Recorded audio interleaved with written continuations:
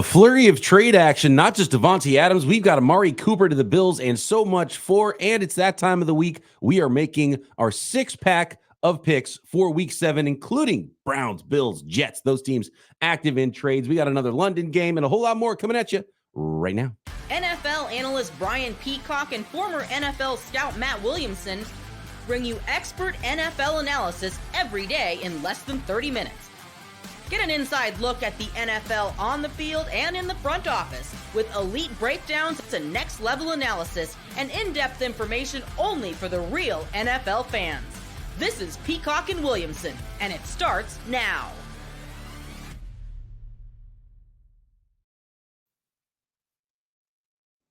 Welcome to the Peacock and Williamson NFL Show. Brian Peacock alongside Matt Williamson at BD Peacock at Williamson NFL. Thanks everybody for making us your first listen on the Locked On Podcast Network. Your team every day. Appreciate all the everydayers out there and new listeners as well joining us on this journey through the 2024 season. Subscribe on YouTube or wherever you are listening to this podcast so you don't miss an episode. Today's episode of Peacock and Williamson is brought to you by FanDuel. Place your first $5 bet at FanDuel and you'll get started with $200 in bonus bets guaranteed. Visit FanDuel.com to get started. And by the way, all of the lines we referenced today come from our friends at FanDuel. We make our 6-pack of picks, but still some news to get to before we make those picks of some of our favorite 6 games that involve some of these trade teams that have been busy through the last 48 hours, Matt. And just after finishing recording yesterday, and I've been pounding the table for Davante Adams to the Buffalo Bills throughout this process, and the Bills weren't able to get Davante Adams. Clearly, they were in on Davante Adams. Adams goes to the New York Jets. We covered that in depth yesterday. But right after we were done recording, within an hour, Amari Cooper announced that he's going to the Buffalo Bills. So a nice consolation prize. Liked Adams better to the Bills potentially for Josh Allen, but I think it was really important for the Bills to do something, and they did, and probably the next best thing they could have done aside from Davante Adams. And who knows, maybe it turns out just as good or better to go get Amari Cooper and get a professional wide receiver that can win on the outside in that offense for Josh Allen. Yeah, so I just finished recording a Locked On Dynasty with Kate and Marcus, and Marcus covered Cooper with the Raiders and the Cowboys. So he's really dialed in with them. He's talked to them many times, knows people that knows them, et cetera, and said he's a really unique person. He's super intelligent, beats to his own drummer. He has some quirks though. Like he has a foot thing that he just despises getting surgery. He hates playing in cold weather, Cleveland and the Buffalo. His numbers indoors are much better than out.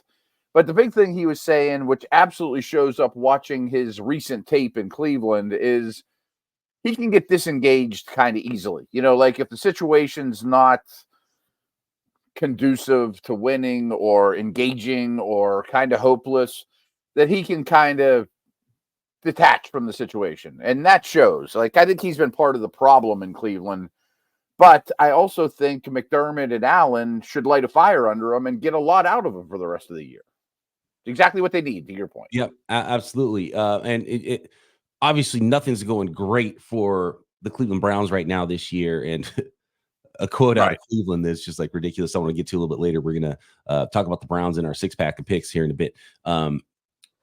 As far as Amari Cooper goes, you should go back to last year and watch what it looked like under Flacco. Like, he can still play. I think he's a good fit right now for the Buffalo Bills. Quirks and all. And more of a cat person than a dog person. When young NFL prospects, when you go to the combine and you have that 10-minute meeting with teams and they're like, hey, are you a cat person or a dog person? You say you're a dog person even if you're not a cat person. They want dogs. They want loyalty. They want someone who's going to go chase the ball whenever they throw it, be a good boy, be loyal. But there's cat people out there, and I think Amari Cooper might be one of those. He's a cat person, but you know what? Cats they're also the king of the jungle too. So, when you're motivated and when you're on, it's good to be a cat person. You can go catch your prey with the best of them. So I think that's kind of what Amari Cooper is here for the Buffalo Bills. And obviously it was needed. Now, if he shuts it down during cold weather games in January, that might not be great. But they needed that veteran presence. They need someone to win on the outside because they've got guys that can win over the middle of the field. They just didn't have that on the outside. It was so obvious for the Buffalo Bills. They knew it, and then they went and got a deal done. So we'll see how that goes. Amari Cooper, weirdest career too, because he's a really good player and everyone likes having him around, or everyone wants to get him on their team, but he's been traded like 4 times now. In fact, the Browns got more. They only traded a 5th rounder for him and his contract, which was part of it from when he went from Dallas. Yeah, because he went Raiders, Dallas. And so this is the 3rd time he's been traded, I guess, in his career. He's not ever been a free agent because he's always signed a deal, then got traded with that deal to a new team. Kind of Brandon Cooks-ish. Yeah, I was thinking that too. Career, right? So very interesting there for Amari Cooper, but gives Allen a number 1 on the outside. I'm glad you mentioned his time with Flacco because that was really good, and I think it'll be even better with Allen. I would assume he stays highly motivated. They absolutely need a true X receiver, man coverage beater type, and let everyone else kind of fall down the pecking order. I think this absolutely makes the Bills a lot better. Probably hurts rookie Keon Coleman. Marcus Valdez-Scantling already got released, right? Yes. He got cut. He'll end up with the Jets. We were joking with that too. That's right. Yeah, the Rodgers connection. Get them all back together. So that's that. And good on the Buffalo Bills. Important for them to get that done. Some other trades. Last note. I think we brought this up a couple times, but I always thought Coleman, Shakir, and Samuel might all be better in the slot. Like they need an outside guy. Yeah, that was kind of the thing. I think Coleman's best in the slot too, but they're like, well, we're gonna try him as an X receiver. I just don't know if he's good in contested situations, but I think he's more of a big slot. But they've got little slots and they've already got a big slot and tight end, so you can only have you can't put everybody in the slot because someone's got to be outside to make somebody in the slot, right? And so this is a true outside, proven player for the Bills now. That's why I like it.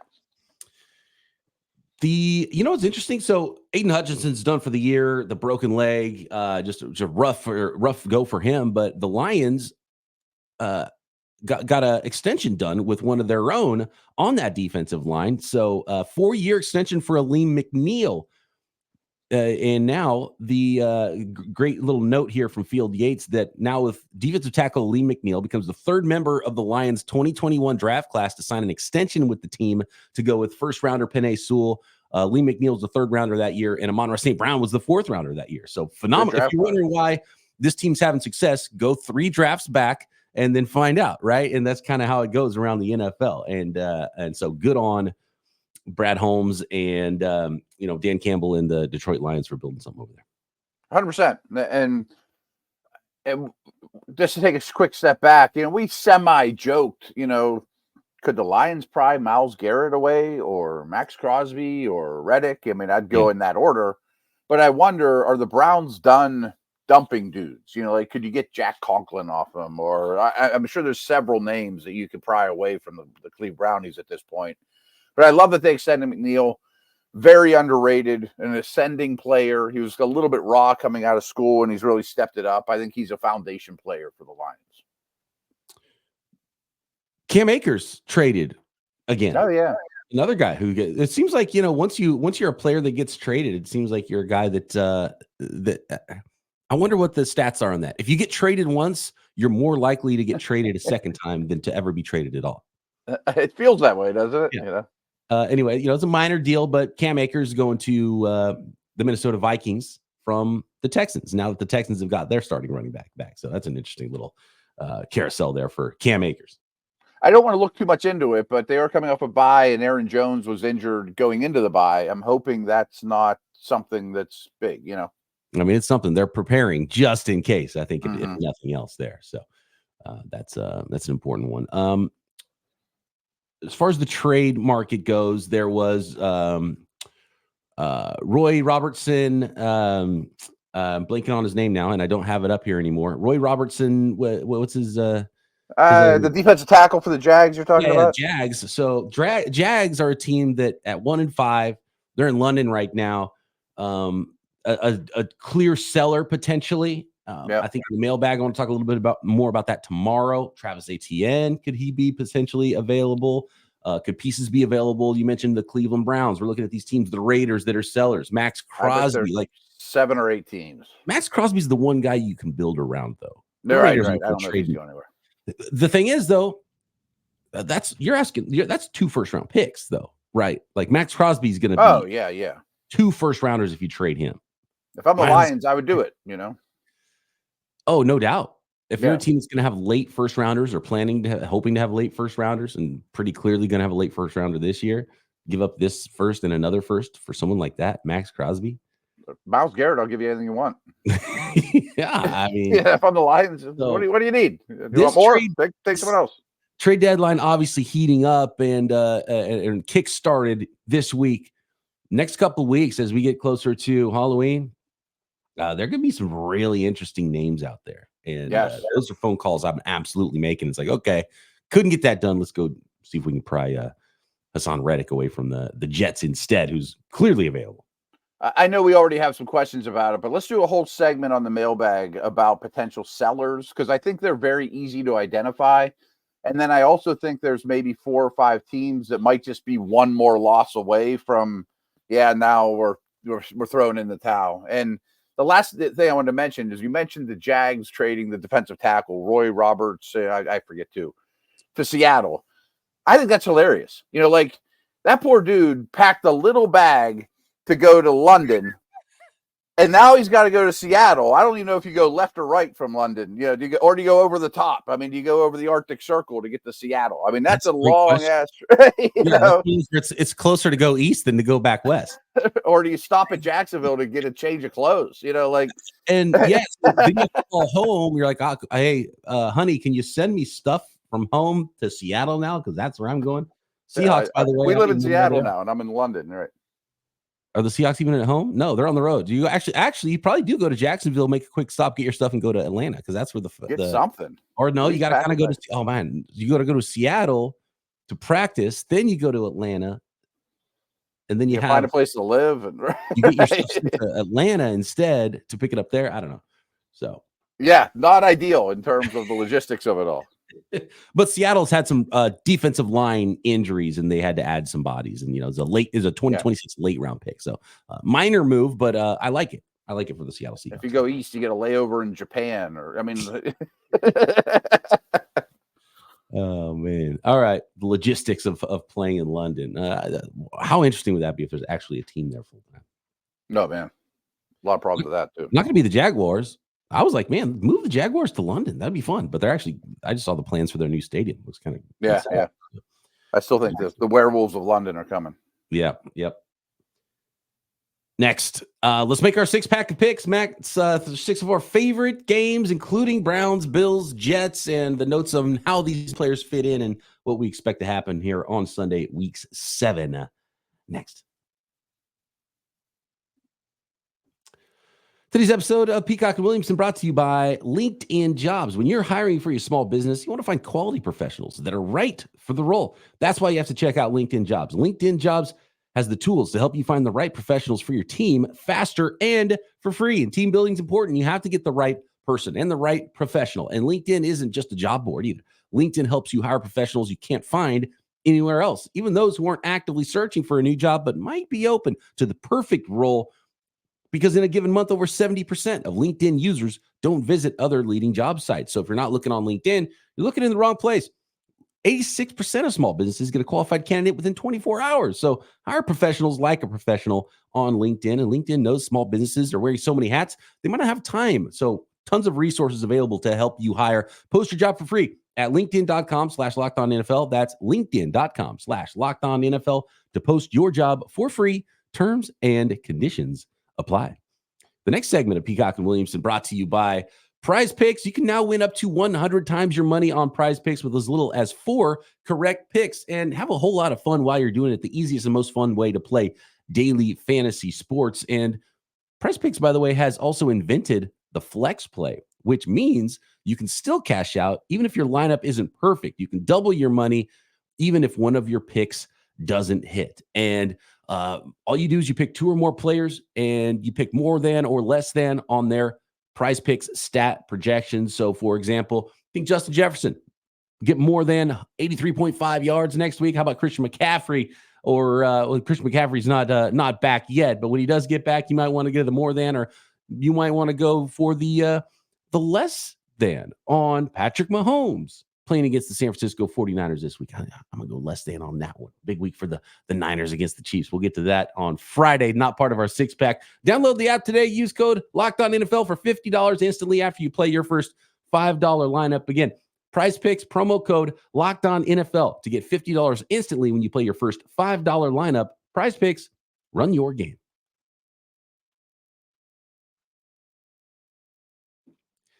All right, Matt, let's get into this six-pack. Our weekly six-pack of picks. We always do the Thursday nighter, and then we got a London game, an early morning one that we're going to hit as well as part of this. We got the Steelers, we got the Jets, we got the Bills, the Browns. Really good one with Detroit, Minnesota as well in the six-pack this week. Start, though, on Thursday. It is the 3-3 Denver Broncos at the 2-4 Saints, and we got a home dog special here in New Orleans with the Saints that are fading against the Denver Broncos. If this is week 2, it would have been Saints favored by a touchdown. We got the Broncos on the road favored by 2.5, Matt. That surprises me. I mean, just because it's a short week on the road, and Denver certainly is not a powerhouse. I mean, I do think their defense is the best unit of the 4. I don't know that we'll see Surtain, though, and I know that we're going to see 2 rookie quarterbacks in Rattler and Nix. Neither have really blown our doors off, but they both have made some plays, in their short stints here. I think that's a huge home dog. Is you said you're going to take the dog? Yeah, the home dog. I mean, short week. I mean, I almost always do that on a Thursday. Yeah, and I am too, and I think it's the smart play here. And it's not like you're going against 39-year-old Tom Brady on the other side. It's a rookie quarterback on the other side. So I get why Spencer Rattler led Saints, and but I thought he held his head above water in his first start last week. And so you get him in your house. It's a notoriously loud place, tough place to play. And short week, you got a visiting rookie quarterback as well.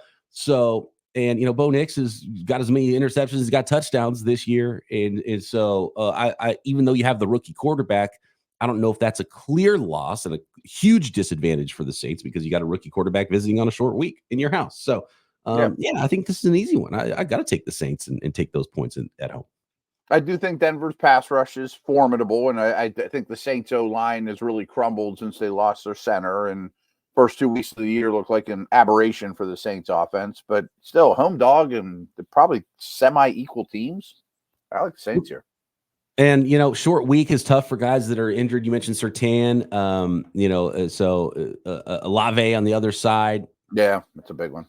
Yeah, and you don't know exactly how that's going to go. Questionable, I believe, is what everyone's listed at this point. So it's just, it's kind of hard to tell. So they both play, cool, good matchup. Neither play, all right, doesn't change much. If one plays and the other doesn't, maybe that is a bigger advantage for somebody on the other side. By the way, Alvin Kamara, Rashid Shaheed, they're all in the injury report this week for the New Orleans Saints. So that could shift some things. But as we sit here now on Wednesday, the questionables usually I expect it to play in most cases. How about the London game? We got the Jacksonville Jaguars, a little home game. They're staying over. They got to hang out all week in London, and I think that does give them a little bit of an advantage. Does it give them this big of an advantage? They're favored by 5.5 points over the visiting New England Patriots, and young Drake May, another rookie quarterback that held his head above water. In fact, looked pretty darn good and better than Jacoby Brissett for the Patriots last week in their loss, but a promising first start for Drake May in week 6. Does he carry that over to week 7? Can the Patriots go to London and beat the semi-home Jaguars there? I like the points. I mean, I really do believe these are 2 of the worst teams in the league. Patriots offense is about as bad as you can get, but I think May jumpstarts it a little bit. I mean, there's just a lot of playmaker to them, run, throw, take hits, etc. Their line's really bad, and that matchup absolutely favors the Jags front. But I don't think the Jags defense in general has been good at all. And the big thing with Jacksonville is not only do I think they're a seller, ATN, on my Steelers show, we talk about Christian Kirk a lot, guys like that, but their body language and just all the vibes around that team right now are just so negative. And I don't know that Peterson will be there long. I mean, every good thing they did last week, they would do something equally or worse to neglect it. I mean, I just don't like what they're doing at all right now. Very bad vibes for the Jacksonville Jaguars. Yeah. It's funny because before their trip to London, and they've already started to sell some pieces, might they sell more pieces? You got to believe that they're thinking about that. Ownership put the stamp of approval and said that, oh, yeah, we have Trent Baalke and Doug Peterson, their jobs are safe, and we full hope and respect, and we confidence in everything in our organization going. It's like, I don't know, man. Yeah. Say the GM gets to keep the job if he can't put a winning team together on the field, and then you're trading away assets, and you're like, all right, here, do it again and spend all the picks you just got in trade now, and let's see if you can rebuild it a second time. I don't know about that. So interesting team there in Jacksonville that I absolutely believe could be in sell mode. And yeah, I'm taking the points. 5.5, too many points. Too many points. I love that they've been there. I think that they made a mistake in going late last week. That's a big thing for me with these overseas games. But I just don't think they should be 5.5 favorites over anybody. And that's why they're 5.5 point favorites. So I think they should be favorites here. But I wanted it to be like less than a field goal, then be like, okay, I'll take the Jaguars because of those reasons. But this is two bad teams so far this year. So it's a lot of points. I'm going to take it. All right. 6-pack. Next, we've got Cincinnati at Cleveland. One more note on the Cleveland Browns and they're wherever they're going. I have no idea. Buffalo, Jets, Pittsburgh, all of it coming up.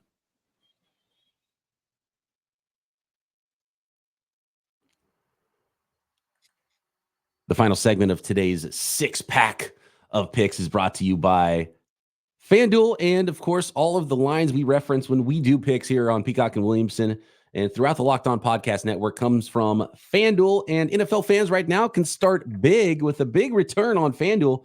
By the way, America's #1 sports book, because you can get started with $200 in bonus bets guaranteed when you play your first $5 bet at FanDuel. Just go to FanDuel.com. And by the way, when you get a hunch in the middle of a game, you're watching Thursday night football, you're watching football on Sunday, and you want to go check the latest stats, view live play-by-play, and so much more, you can find it all on the very same page where you're placing your bets and maybe even get informed on some new bets, some in-game bets. Find a ton of props, all of it at FanDuel.com, not just NFL football, but I know I'm talking to NFL fans here, and you want to get in on that action. So just go to FanDuel.com or download the app to download America's #1 sports book. That is FanDuel.com.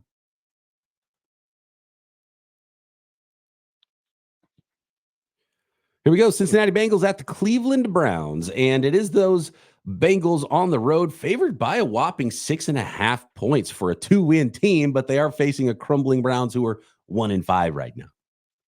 I think the Browns are absolutely a seller. They're showing us that. I think you could even have more guys moved by kickoff.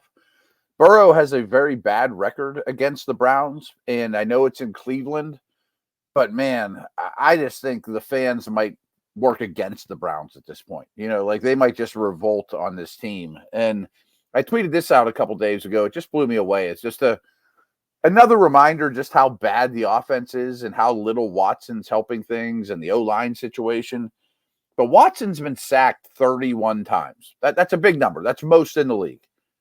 Caleb Williams is second most at 20. He's been sacked 11 more times than anyone else in the league. I mean, it's just ineptitude and not knowing or caring maybe of where the rush is coming from or doing the extra stuff. I think Cincinnati gets back and really blows their doors off. I mean, I don't know where Cleveland's points come from in the passing game now. Yeah, I hate this one. I'm actually going to take the home dog, though, Browns. And you're right. There's probably going to be a lot of bags on heads in the stands for the Browns. Yeah. They're 0-2 at home. Both the Bengals wins have come on the road. They're 2-1 on the road this year. But I do like the Bengals to win this game. I just think it's a lot of points, and for a home team, division rival, familiar foes. I do think the Browns have a decent coaching staff, and they've got too much trouble on defense to be as bad as they've been on that unit, which kind of lends to your idea that it's falling apart. And I was shocked. The quote out of the Bengals organization after the Amari Cooper trade was like, "We're resigned to our fate as it pertains to Deshaun Watson." I was like, "Well, you're resigned? You mean you're just going to just slowly drive off a cliff and not like try to turn or hit the brakes or anything? You're just going to be like, oh, we're going to be awful with this quarterback and not do anything." I think it's kind of insane. So I'm with you. There's not a lot of reasons to be optimistic about the Browns, but I don't think talent-wise they're that far off from the Bengals. And I think it's going to be a bad Browns offense against a bad Bengals defense, but it should be kind of good on good with the Bengals offense and the Browns defense. And so I think at home, maybe the Browns defense can at least keep this one close within 6.5 points.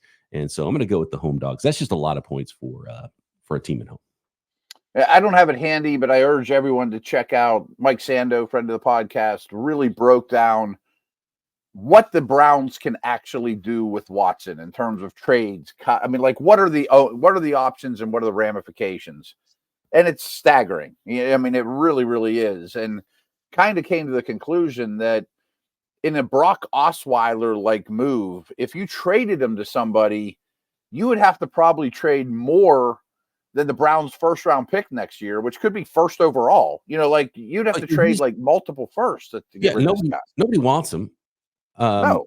And it's so essentially you've got the most expensive backup quarterback in the history of mankind. That's really the only option.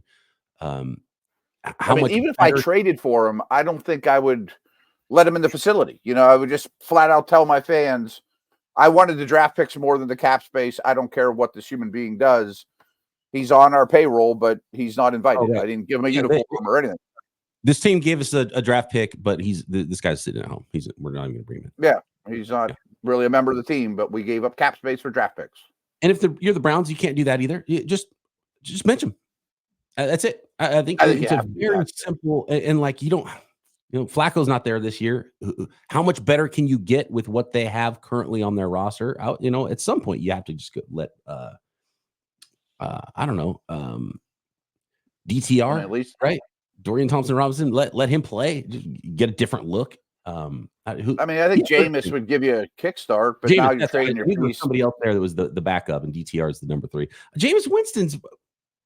But I want a top 5 pick. I need to draft a quarterback.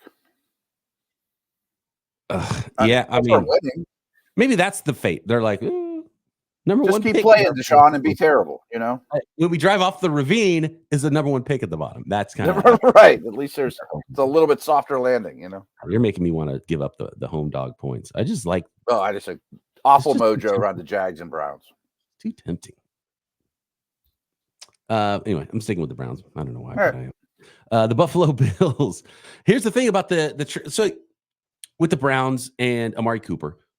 It's not like the passing game is awesome. So do they lose much by trading him away? And then you look at the Bills, you look at the Jets, we're going to talk about here in a second too. Like these wide receivers, it takes a bit. Like they might be on the field, but you're not going to see those results right away. So huge line here, 8.5 points, biggest of the week. The Buffalo Bills favored over the Tennessee Titans in week 7. And, is the Cooper bump is going to happen already? Is it just going to be like everyone's got a little extra hitch in their step? It's like, yeah, we're going for it. We're all in.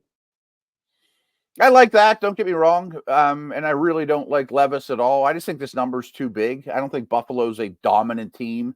How many snaps will Cooper and Adams play? I mean, I have my doubts. I mean, maybe 50%, 70%. I don't know. I think they win. I don't know if they win by more than a touchdown. I think the Titans D is pretty strong. I think they can blow out the Titans, but the Titans, again, like the Titans defense is one that could keep them close. And, they might lose a lot of close games this year. It's not like the Bills are blowing people out left and right either. No. They barely got by the Cards in week 1. They barely got by the Jets this week. It's they've got one less day to prepare as well. And I don't think, you're going to see a ton of production from Cooper right away. I think he'll be on the field for them. But I think it's too many points. I'm with you. I'm going to take the 8.5 points on this one. Yeah, I feel pretty comfortable about it too. I like the Bills. I think they're a top 5 or 6, 7 team, but I don't think they're just going to blow people away.